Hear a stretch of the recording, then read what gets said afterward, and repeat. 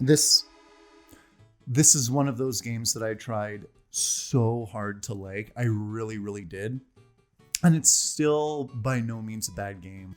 It's the only Mario 3D platformer I never finished when I was younger. You know, coming off of Mario 64 and going into Sunshine, I guess I had certain expectations. And when they changed the formula so much with the flood system, it kind of turned me off. So I definitely stopped playing at one point. I thought it was a game that I had finished. I just didn't kind of do everything. But there was so much new stuff this time around. It just immediately dawned on me. It's like, no, I did not finish this game the first time I played it.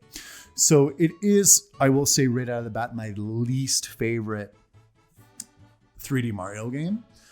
But that's like saying, you know, this is my least favorite 3D Zelda game. You know, even though it is my least favorite of the Mario games, you know, it's still a pretty damn good game in its own right. So, you know, I'll go over the things, you know, that I did like about this game, because there were a bunch of things I did like, but there were also things that I really didn't enjoy. So let's get to it.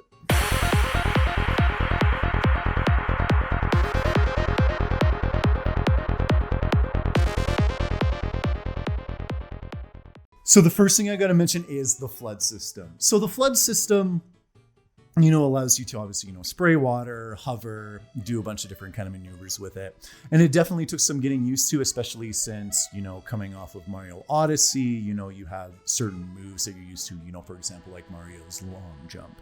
You know, the long jump move gets me out of a lot of tough situations, and I think it has great versatility, and we don't have it in this game. So that was something really jarring that I needed to get used to right away.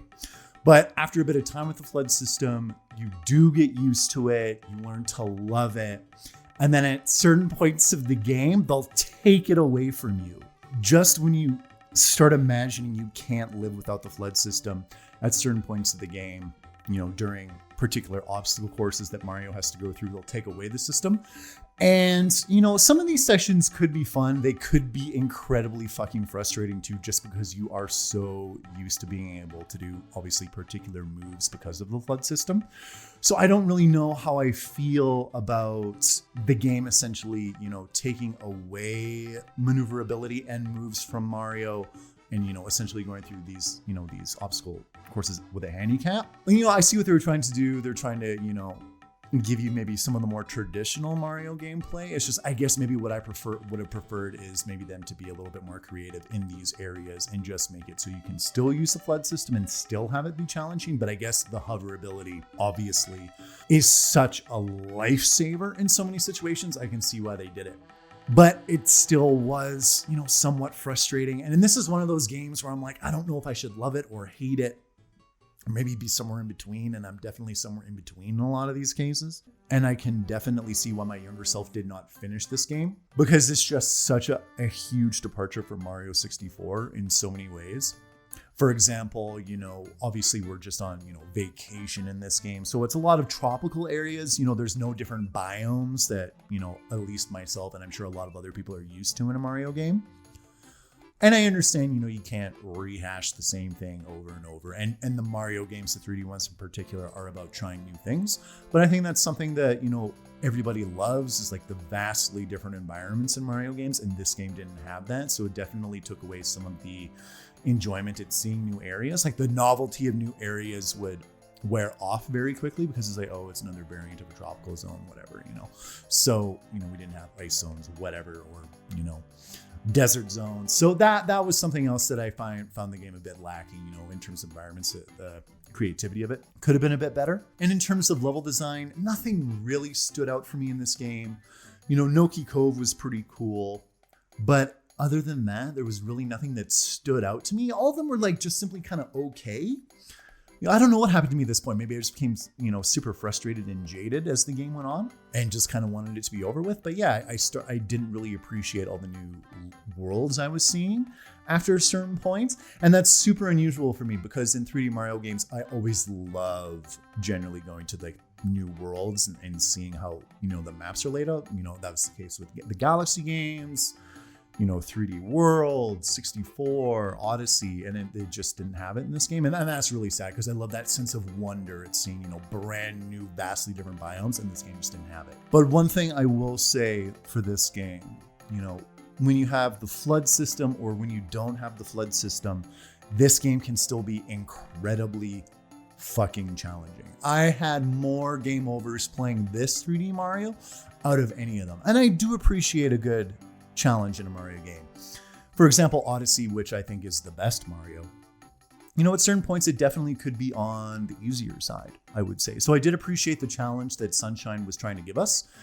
It just, in some instances, I just feel like it fell a bit flat and it was unnecessarily challenging at points. Perfect example of this, the sand bird level. I don't know, maybe it was just me or whatever, but holy fuck, I was having a hell of a time with this level. The bird flies horizontally and then it flips on its side vertically. And it was just a fucking bitch to complete. I don't know what it is. I could have just, fucking shot that bird right out of the goddamn sky if I could have. So there were moments like this where it was unnecessarily difficult. It was a little bit, harder for me to figure out. Once I did figure out I needed to use the flood system to hover a bit and land on the bird, I felt like a real fucking idiot. But it was just one of those things where it's just unnecessarily difficult. And another area where I struggled way more than I should have was the Shine Yoshi's Fruit Adventure.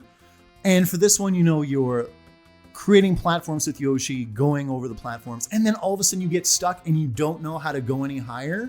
And off to the side, there's like a little palm tree with some fruit that gives you a different ability for Yoshi. And nowhere in the game at this point did it say that different fruit grants different abilities for Yoshi. I just thought, maybe there was just a bit of a color variant or something. I don't know.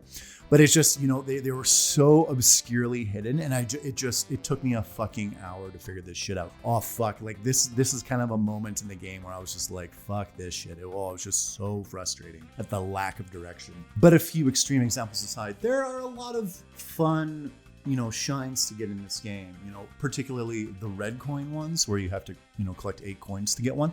I generally liked those, especially for a lot of the hidden shines where you're able to go into these obstacle courses again, but you're on a time limit and you have the flood system. Those I enjoyed infinitely more than going through them the first time without it, because I'm so used to having the flood system at this point, and it's just more enjoyable because I'm more comfortable with the moveset, rather than, going through all these areas with a handicap. So there are a lot of fun shines to get in this game. There are just a couple that are unnecessarily frustrating. But speaking about coins, one thing I did not care about at all in this game were collecting the blue coins. So the blue coins, for every 10 you get a shine in this game. But there's no real way of tracking them. You just kind of gotta like scour the map looking for them. And I very much would have rather that they'd, taken that aspect of the game and just, created new shines to get within the levels themselves. It felt very much like busy work or chore work getting these blue coins. And I would really almost never go out of my way to get them, which is odd for me because in all the 3D Marios I played before this, Galaxy, Mario 64, I'd always get all the stars or all the moons or whatever.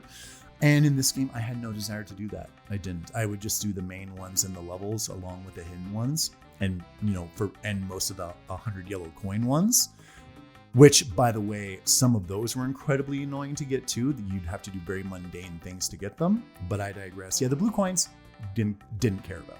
And there are cool variants for the flood system as well. You get one, essentially a rocket pack that makes you shoot straight up. And then you get another one that's like acts like kind of like as a propeller or propels you forward at extremely fast speeds. Like those were really fun. I enjoyed those variants. And there's like a surfing mini game that's really fun as well. Even though I would jump over the squid a lot of the time and then have to like restart it for whatever reason. And then there was another really fun aspect in terms of traversing the map, chasing Shadow Mario. Every world would have a shine where you chase Shadow Mario around, and I always really enjoyed that. I always enjoyed, watching him flip around the map and me trying to like keep up with him and spray him down with the flood system. Like those were really enjoyable. They generally didn't last very long because I was able to keep up with them, but they were still fun. So that was something about this game that they did a really good job with. And boss fights in this game were particularly enjoyable as well. You had, a giant caterpillar fight, which you did, which was, pretty fun. There was a squid fight a couple of times. And then there was a particularly chaotic one where you're fighting a giant robot on a roller coaster shooting rockets at him. And it was quite chaotic. It definitely did take me quite a few tries.